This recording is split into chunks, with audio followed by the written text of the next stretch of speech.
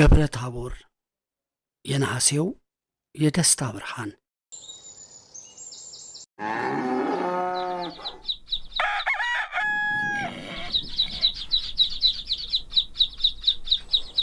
እንደ ስብጥሩ የደመቀ እንደ ቋንቋ የረቀቀ ታሪክ ባለቤት ሀገር ኢትዮጵያ ዓመት እየጠበቀች የምታከብራቸው እልፍ በዓላት አሏት። ወቅት እየጠበቁ የሚከበሩ በዓላትም ዘፈቀዳዊ አይደሉም። ይልቁንም ካስተሳሰብ፣ ከእሴት፣ ከእምነት፣ ከጀግንነትና ከማንነት ጋር የተሳሰሩ ናቸው። ኢትዮጵያ የምታከብራቸው በዓላት የማንነት አሻራ ውርስም ጭምር ናቸው። ከነዚህ እንደ ሰማይ ከዋክብት እንደ ምድርም አሸዋ ከበዙ ባህላዊና ሃይማኖታዊ ትውፊት ካላቸው በዓላት ውስጥ በየዓመቱ ነሐሴ 13 ቀን የሚከበረው የቡሄ በዓል አንዱ ነው።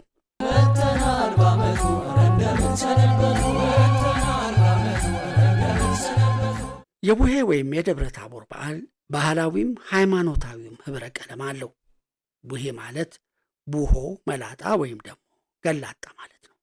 እንዲሁም በአንዳንድ አካባቢ ቡሄ መጣ ሆ ያመላጣ ሆ እየተባለም ይቀነቀናል። የዚህ ትርጓሜ አበው ሲተረጉሙት ጨለማን የለበሰው በዝናብ በጎርፍና በጭጋግ የደበዘዘው ያ የክረምት ወር አለፈ፣ በምትኩም ክረምቱን እንደምንም አልፈን ገላጣ ብርሃን ከሚፈነድቅበት እና የአዲስ ሕይወት ብስራት ተስፋ ከሚደረግበት መስከረም ላይ ደረስን ማለት ነው ይላሉ። አዲስ ዓመት አዲስ ተስፋና አዲስ ብስራት ይዞ ብቅ አለ ማለት እንደሆነ ባህላዊ ትውፊቱ ያመለክታል።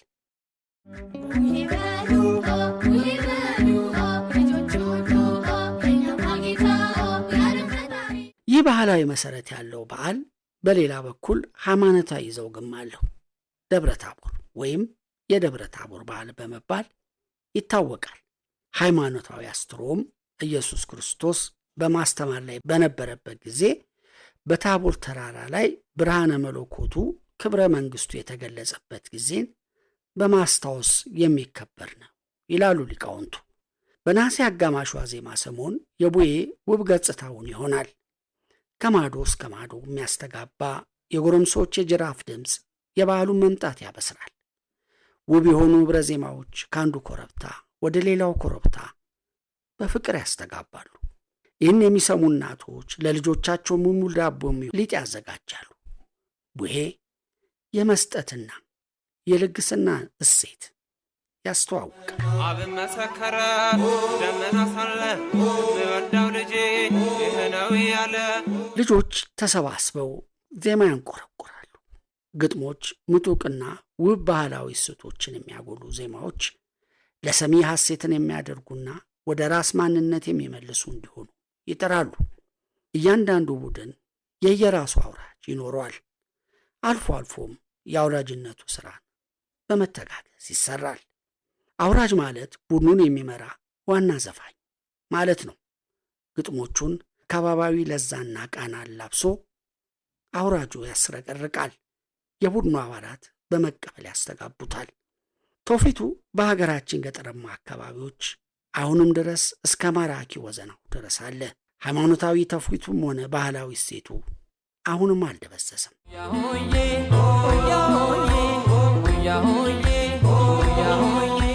ነሐሴ የተስፋ ምልክት፣ የምሥራቿ ዜማ፣ የብርሃን ተምሳሌት ናት። እሸት አዝላ አበባ ታቅፋ ብቅ ስለምትል ለገበሬው የተስፋ ምልክቱ ናት። ነሐሴ ደግሞ በቡሄዋ ትለያለች፣ እንዲሁም በፍልሰታ ይላሉ ሊቃውንት። ከሪፖርተር ማኅደር ከተገኘውና በሄኖክ ያሬድ ከተጻፈው ጽሑፍ መረዳት እንደሚቻለው በቤተ ክርስቲያን ባሕረ ሐሳብ የደስታ ብርሃን የሚንጸባረቅባቸው የበዓላት ቀኖች ናቸው። የነሐሴ 13ቱ ቡሄና የነሐሴ 16ቱ ፍልሰታ። ቡሄ ማለት የብርሃን መገለጥ፣ የብርሃን መታየት፣ መጉላት፣ ብሩህ መሆን ማለት ነው። ቡሄ የበዓል ስምም ነው። ስሙም ከግብሩ ተገኝቷል። በደብረ ታቦር ቧ ብሎ የተገለጸውን የጌታችንን የፊቱን ብርሃን ጸዳል ያስረዳል ሲል መዝገበ ቃላት ዘደስታ ተክለወልድ ያብራራዋል። ደብረ ታቦር ጌታችን ኢየሱስ ክርስቶስ ደቀ መዛሙርቱን ጴጥሮስንና ያዕቆብን ወንድሙንም ዮሐንስን ይዞ እሁድ ነሐሴ 13 ቀን 33 ዓመተ ምህረት ወደ ተራራ የወጣበትና ፊቱ እንደ ፀሐይ የበራበት ልብሱም እንደ ብርሃን ነጭ የሆነበት ቦታ ነው ይሉናል ሄኖክ ያሬድ። ድምፅን ሰማና በብሩህ ደመና አክለውም በማቴዎስ ወንጌል እንደተጻፈው ኢየሱስ ከሙሴና ኤልያስ ጋር ሲነጋገሩ ታያቸው። በኢትዮጵያ ቤተ ክርስቲያን ደብረ ታቦር ተብሎ የሚታወቀው ዓመታዊ በዓል በአውሮፓ ቋንቋዎች ትራንስፊጉሬሽን ይባላል። በኢትዮጵያ ነሐሴ 13 ቀን፣ በአውሮፓዎች ኦገስት 6 ቀን ሲከበር ከወቅቱ አንጻር የኢትዮጵያው በክረምት አጋማሽ፣ የአውሮፓው በበጋ አጋማሽ ይውላል። ምስራቆቹ ኦርቶዶክሳውያን በሚከተሉት የጁሊያን አቆጣጠር መሠረት ኦገስት 6 የሚውለው የግሪክ ኦርቶዶክስ ቤተ ክርስቲያን አንዷ ነች። በኢትዮጵያ ነሐሴ 13 ቀን ላይ ነው። ምዕራቦቹና ከምስራቅ የተወሰኑት በሚከተሉት የግሪጎሪያን አቆጣጠር መሠረት ኦገስት 6 የሚለው ሐምሌ 30 ቀን፣ በጁሊያን ጁላይ 24 ቀን ይሆናል። ለየት ያለ አቆጣጠር የሚከተሉት አርመኖች ግን በዓሉን በየዓመቱ በተለያየ ቀን ያከብሩታል።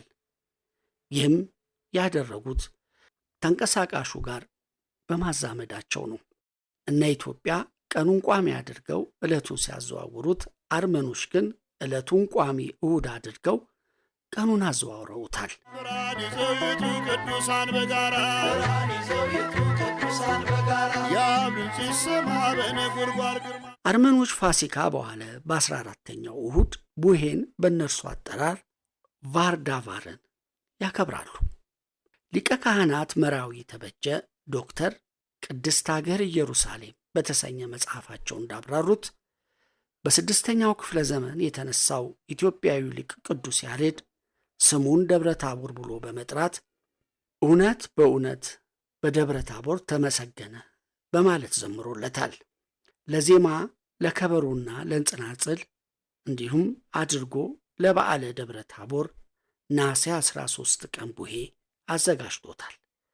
በግዕዙ ደብር ርጉአ ወደብር ጥሉል ተረጋግቶ የተንጣለለ ተራራ እንደማለት ነው። የአዳም ልጆች ሁሉ የታቦሩ ብርሃን በኢትዮጵያ ላይ ያብራ።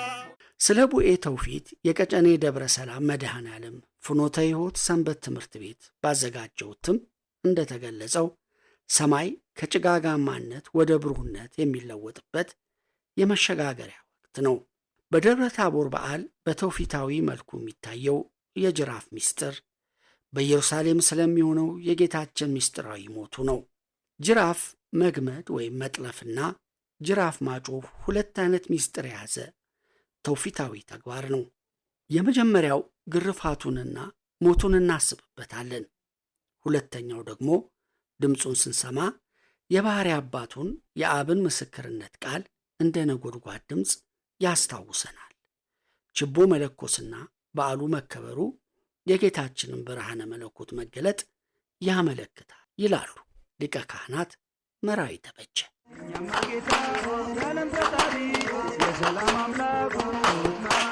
የቡሄ አንዱ መገለጫ የሆያ ሆዬ ጨዋታ ነው።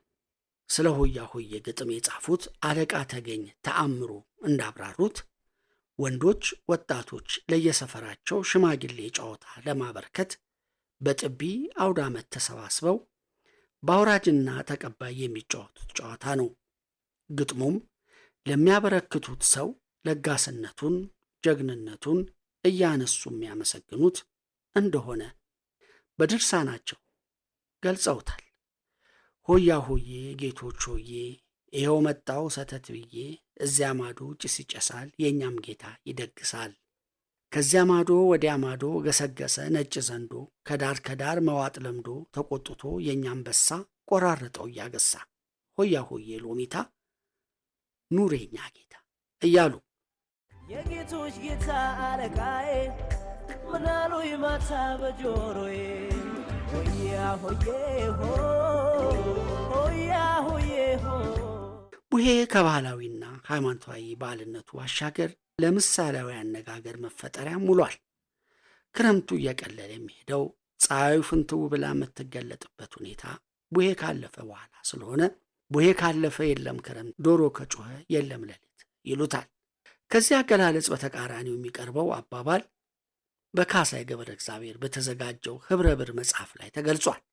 ቡሄ ካለፈ አለ ክረምት፣ እነኝኝ ብላ እነ ቋግሚት፣ ዶሮም ከጮኸ አለ ሌሊት፣ እነ እንቅርቃሪት እነ ድንግዝግዚት። በሐምሌ ዝናብ ስትዋል የከረመችው መሬት ከደብረ ታቦር በኋላ ትጸናለች እና ኃይለኛ ጎርፍና የመሬት መንሸራተት አይኖርም ተብሎ ይታመናል። ቡሄ ይመጣል፣ ቡሄ ይሄዳል። ልጆችም ይጨፍራሉ፣ ይሸለማሉ፣ ምርቃትም ያተርፋሉ። እንዲህም ይላሉ። አውደ ዓመት ዓመት ድገመን፣ ዓመት ድገመን፣ የማዋዬ ቤት ድገመን፣ ወርቅ ይፍሰስበት ድገመን። አውደ ዓመት ዓመት ደገመን፣ ዓመት ደገመን፣ የማዋዬ ቤት ደገመን፣ ወርቅ ይፍሰስበት ደገመን። ክበር በስንዴ ክበር በጤፍ፣ ምቀኛ ሽርገፍ እንደ ቆላ ጤፍ እያሉ ክበር በስንዴ ክበር በጤፍ፣ ምቀኛ ይገፍ እንደ ቆላ ወፍ፣ የወፋፋ የወፋፋ የወለዱት ይፋፍ።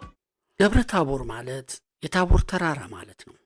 የታቦር ተራራ የአይሁድ ማህበረሰብ በዕብራይስጥ ቋንቋ ከፍር ታቦር ሲሉት የእንግሊዝኛ ተናጋሪዎች ትራንስፊጉሬሽን ማውንት ይሉታል። ብርሃነ መለኮቱ የተገለጠበት ተራራ እንደማለት ነው። ይህን ተራራ ሁለት ወንጌላውያን ቅዱስ ማቴዎስና ቅዱስ ማርቆስ ረዥሙ ተራራ ሲሉት፣ ሊቀ ሐዋርያት ቅዱስ ጴጥሮስ ደግሞ ቅዱስ ተራራ በማለት ይጠራዋል። የደብረ ታቦር ተራራ ባለንበት ዘመን በምድረ እስራኤል ከገሊላ ባህር በምዕራባዊ ደቡብ በኩል 17 ኪሎ ሜትር ርቀት ላይ የሚገኝ ሲሆን ከናዝሬት ከተማ በስተ ምስራቅ ከዮርዳኖስ ወንዝ በስተ ምዕራብ አቅጣጫ የሚገኘው ቅዱስ ተራራ ነው። ደብረ ታቦር ከፍታው ከባህር ጠለል ወለል 572 ሜትር ወይም 1843 ጫማ ነው። በመስኩ ጥናትና ምርምር ያደረጉ ሊቃውንት የታቦርን ተራራ ስዕላዊ በሆነ መንገድ ሲገልጹ የተገለጠበት የሻይ ስኒ ይመስላል ይሉታል። በጥንት ዘመን ደብረ ታቦር ለእስራኤላውያን በጦርነት ጊዜ ሲያሸንፉ የሚደሰቱበት፣ ሲሸነፉም መደበቂያቸው እንደነበር ታሪክ ያስታውሳል። ደብረ ታቦር ባለንበት ዘመን ሙሉ በሙሉ በእስራኤል አስተዳደር ግዛት ስር ይገኛል። ተራራው በጥንት በኦሪት በዘመነ ክርስቶስ በደን የተሸፈነ ቢሆንም በተለያዩ ወቅቶች በተደረጉ ጦርነቶች በተለይም በኦቶማን ቱርኮች ጊዜ ደኖቹ ሙሉ በሙሉ ወድመው ተራኩቶ ነበር። እስራኤላውያን ደግሞ አንድ ሆነው መንግሥት ከመሠረቱ በኋላ መንግሥት ዳግመኛ ቦታውን ተራራውን ልክ እንደ መጀመሪያው ተቀራራቢና ተመሳሳይ ችግኞችን በመትከል ሙሉ በሙሉ በእጽዋት ስለተሸፈነ ወደር የማይገኝለት ሆኗል። የታቦር ተራራ በቀድሞ ዘመን ከግርጌው ተነስተው አናቱ ወይም ጫፉ ላይ ለመድረስ እጅግ አድካሚና የሚያስቸግር ነበር። ምክንያቱም እጅግ ጥቅጥቅ ባሉ ዛፎች፣ ደኖች የተሞላና ኮረብታማ ስለሆነ እንዲሁም 4340 በላይ የሆኑ የተፈጥሮ ደረጃዎች ያሉት በመሆኑ ነው።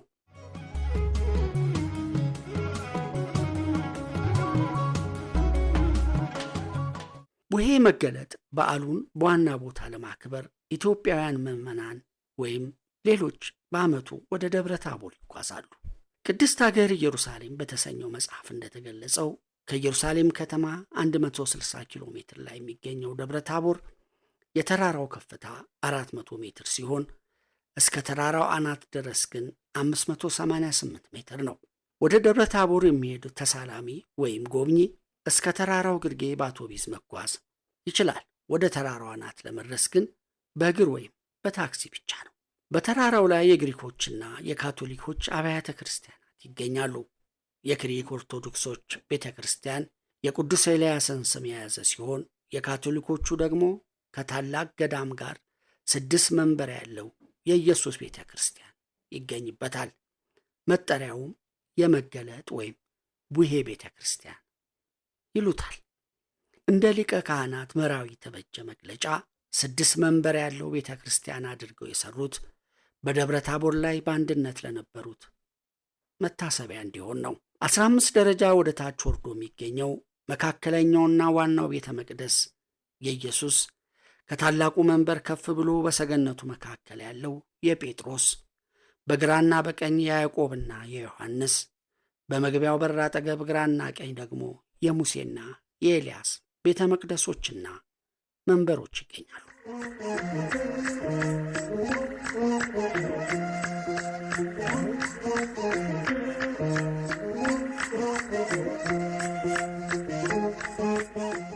በውስጡ ብዛት ያላቸው ስዕሎች ተስለዋል። በተለይም በዋናው ቤተ መቅደስ ጎንና ጎን ከእኛ ቤተ ክርስቲያን ስዕሎች በተለየ መልኩ 4 ረድፍ ይዘውና ነጫጭ ለብሰው የተሳሉ የመላእክት ስዕሎች ይገኛሉ። በጉልላቱ መካከል የጌታና የሐዋርያት እንዲሁም የነቢያት ስዕሎች ይታያሉ። በጠፈሩ መደምደሚያ ላይ እግዚአብሔር አብ በእርሱ ደስ የሚለኝ የምወደው ልጄ ይህ ነው፣ እርሱን ስሙት ሲል የተናገረው በላቲንኛ ተጽፎ ይታያል። የቅዱስ ስፍራ ለመሳለምም ሆነ ለመጎብኘት ምዕመናንም ሆኑ ቱሪስቶች ይጓዛሉ። ኢትዮጵያውያንን ወደ ደብረ ታቦርም ወደ ተለያዩ ቦታዎች ይጓዛሉ። ይህ በኢትዮጵያ ቤተ ክርስቲያን አበይት በዓላት አንዱ የሆነው በዓል ኢትዮጵያውያንና ኤርትራውያን በአንድነት ሆነው የደብረ ታቦር ተራራ ጫፍ ላይ ወጥተው በዝማሬና በትምህርት በክብርና በደስታ ያከብሩታል። ሙልሙል ዳቦን ጨምሮ የተለያዩ የምግብ አይነቶች በማቅረብ ይቋደሳሉ።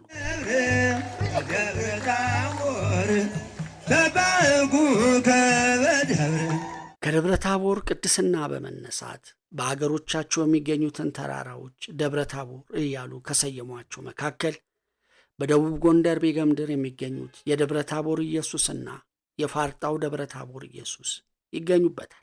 የደቡብ ጎንደር ዞን ዋና ከተማ ስሙንም ያገኘው ከደብረ ታቦር ነው። ሊቀ ካህናት መራዊ እንደጠቀሱት የፋርጣው ደብረ ታቦር ኢየሱስ ከየአቅጣጫው ሲታይ እንደ ገሊላው ደብረ ታቦር ድባቡን ዘርግቶ ይታያል። ከተራራው አናት ሆኖ እስከ ጣና ሐይቅ ድረስ መመልከት ይቻላል። በጀርመን ሀገር ብራይላንድ ፋልስ ክፍለ ሀገር ውስጥ የሚገኘው ሞንቶ ባርቧም ደብረ ታቦር ማለት ነው።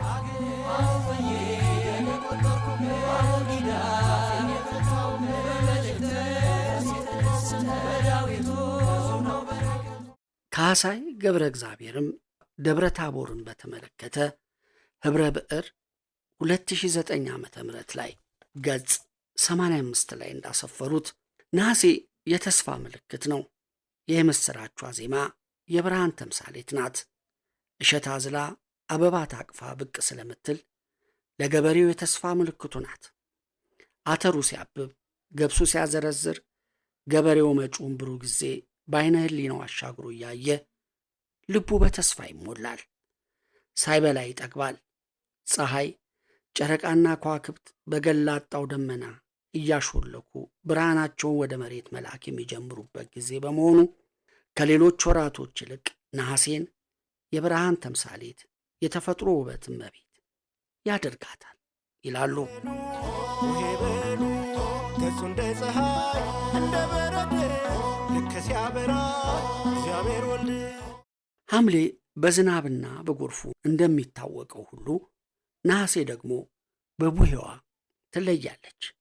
የቡሄ ባህል አከባበር በመጠኑም ቢሆን ከቦታ ቦታ ይለያያል ይላሉ ካህሳይ። ለምሳሌ በትግራይ ልጆች የቡሄ ጨዋታ የሚጫወቱት በደብረ ታቦር ዋዜማ ነሐሴ 12 ቀን ማታ ላይ ነው። ከዶግ እንጨት የተሰሩ ችቦአቸውን አቀጣጥለው ከየቤታቸው በመውጣት አንድ ቦታ ላይ ከተሰባሰቡ በኋላ በየቤቱ እየዞሩ ሲጨፍሩ ያነጉታል። በዕለቱ የሚሰጣቸው ኅብስትም ሆነ ሌላ አይነት ስጦታ ግን የለም። በአንጻሩ በደብረ ታቦር ዋዜማ ልጆች በየቤቱ እየዞሩ ሲጨፍሩ እናቶች ለቅዱስ ዮሐንስ፣ ለመስቀል፣ ለሩፋኤል ጋን ጠላና አነባበሮ ይህን ያህል አምባሻ፣ እርጎና እንጀራ ወዘተ ይሰጣችኋል እያሉ ይሸኟቸዋል። አልፎ አልፎ ለመስጠት የማይፈልጉ እናቶች ሲያጋጥሙ ግን አልሰጥም በማለት ፈንታ ለጥር ማርያም ብለው ይቀጥሯቸዋል። ልጆቹም በዕለቱ መርቀውና ጨፍረው ወደ አላዳረሱት ቤት ያመራሉ። በሌላ ጊዜ በቆጠሯቸው ዳግም መጥተው ጨፍረውና ተጫውተው የተሰጣቸውን በልተውና ጠጥተው የተረፋቸውን ቋጥረው ዓመት ዓመት ይድገመን ብለው ይሄዳሉ።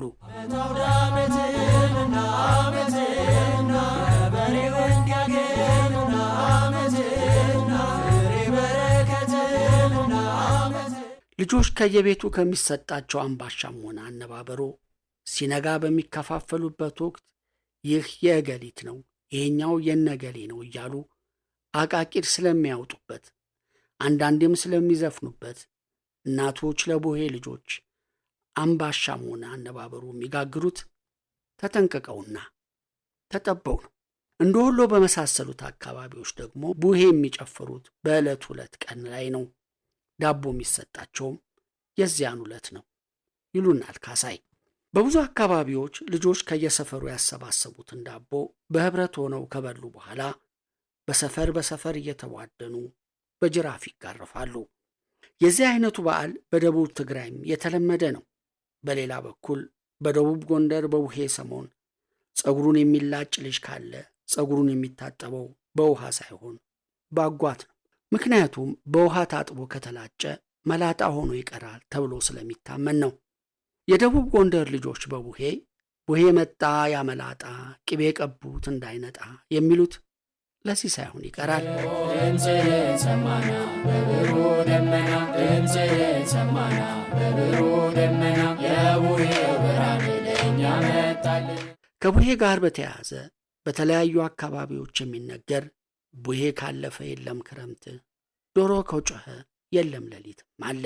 የወርሃ ነሐሴ ልዩ ምልክቶች ከሆኑት በርካታ ነገሮች መካከል የጅራፍ ጩኸትና የቡሄ ችቦ ተጠቃሽ ነው። ሁሉም ታዲያ ከላይ እንደተገለጸው ትርጉምና ምክንያት አለው። ከሁሉም ግን በቡሄ ወቅት ለልጆች የሚሰጠው ሙልሙል ዳቦም ቢሆን ታሪካዊ መነሻ አለው። ካሳይ እንደሚሉት እግዚአብሔር በደብረ ታቦር ለሐዋርያት በተገለጸበት ወቅት ብርሃኑ ለእረኞችም ታይቷቸው ነበር። እረኞቹ በዚህ እጹብ ድንቅ ብርሃን ተመስጠው ስለነበር በጊዜው ወደ የቤታቸው ሳይመለሱ ቀሩ። በዚህ የተጨነቁ ወላጆቻቸውም ለራታቸው የሚሆን ቂጣ ወይም ዳቦ ይዘው ችቧቸውን አብርተው በምሽት እረኞችን ፍለጋ ተሰማሩ። በመጨረሻም እዚያው ደብረ ታቦር ስር አገኟቸው። ከዚያን ጊዜ ጀምሮ የደብረ ታቦር ዋዜማ የተለየ ቅርጽ ያለው ሙልሙል ዳቦ ለእረኞች መስጠት የተለመደ ሆነ የሚል ትውፊታዊ አባባል አለ።